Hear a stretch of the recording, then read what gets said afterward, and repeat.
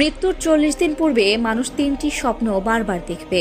যে স্বপ্ন ৩টি দেখলে বুঝতে হবে আপনার মৃত্যু অতি নিকটে। মৃত্যুর ৪০ দিন পূর্বে এই স্বপ্ন ৩টি দিয়ে সতর্ক করা হয়, মৃত্যুর জন্য প্রস্তুত হতে বলা হয়। কিন্তু আমরা স্বপ্নের ব্যাখ্যা না জানার কারণে বুঝতে পারি না। কোরআন হাদিস হতে প্রমাণিত, এই স্বপ্ন ৩টি দেখলে সতর্ক হতে হবে, সতর্ক থাকতে হবে এবং নিজেকে মৃত্যুর জন্য প্রস্তুত করতে হবে। কারণ স্বপ্নের সর্বশ্রেষ্ঠ ব্যাখ্যা করেছিলেন সাইয়েদেনা ইউসুফ আলাইহি ওয়াসাল্লাম।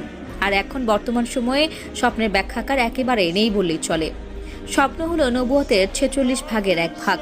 আমাদের প্রিয় নবী হযরত মুহাম্মদ সাল্লাল্লাহু আলাইহি ওয়াসাল্লামের নিকট স্বপ্নের মাধ্যমে ওহী নাজিল হয়েছিল। এজন্য আবু হুরায়রা রাদিয়াল্লাহু তাআলা আনহু হতে বর্ণিত, প্রিয় নবী বলেছেন, নবুয়তের কোনো কিছুই বাকি নেই, শুধু বাকি রয়েছে ভালো স্বপ্ন। আর এই ভালো স্বপ্ন একমাত্র আল্লাহর পক্ষ থেকেই আসে। আলী রাদিয়াল্লাহু তাআলা আনহু হতে বর্ণিত, মৃত্যুর ৪০ দিন আগে থেকেই কোনো মানুষ যদি এই ৩টি স্বপ্ন বারবার দেখতে পায়, তাহলে বুঝে নিতে হবে আল্লাহ তার মৃত্যুর সতর্কবার্তা তার উপর নাজিল করেছেন। আমাদের সকলের স্বপ্ন ৩টি সম্পর্কে জানা জরুরি। কোরআন হাদিসের আলোকে স্বপ্ন ৩টি নিয়ে অনেক প্রমাণ রয়েছে। কিন্তু কোন স্বপ্ন দেখলে বুঝবেন আপনি মারা যাবেন বা আপনার মৃত্যুর ইঙ্গিত দিচ্ছে? তাহলে চলুন জেনে নেই সেই স্বপ্ন ৩টি কি। প্রথম স্বপ্নটি হলো, আপনি যদি স্বপ্নে দেখেন আপনার পূর্বপুরুষ বা আত্মীয় স্বজন যারা ইতিপূর্বে মারা গিয়েছে তারা আপনাকে ডাকছে, কাছে চলে যাওয়ার জন্য আপনাকে ডাকছে, অনুরোধ করছে, বা যারা মারা গিয়েছে তাদের বারবার স্বপ্ন দেখছেন, তখন মনে করবেন আপনার মৃত্যুর সময় ঘনিয়ে এসেছে।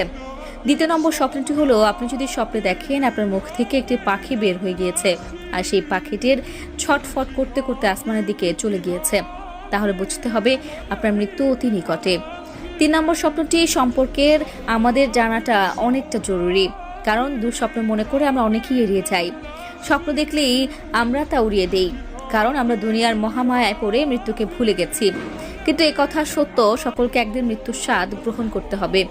মৃত্যুর হাত থেকে কেউই রেহাই পাবে না। তার আগে আমাদের জানতে হবে স্বপ্ন সম্পর্কে। স্বপ্ন হলো ৩ প্রকার। ১ মিনাল্লাহ, মানে আল্লাহর পক্ষ থেকে। ২ শয়তানের পক্ষ থেকে। ৩ নিজের চিন্তা ভাবনা থেকে। অর্থাৎ সারাদিনে আপনার সাথে যা ঘটেছে তা নিয়ে স্বপ্ন দেখা। আল্লাহর পক্ষ থেকে যে স্বপ্নগুলো মানুষদের দেখানো হয় সেগুলো শুধু বাস্তবায়িত হয়।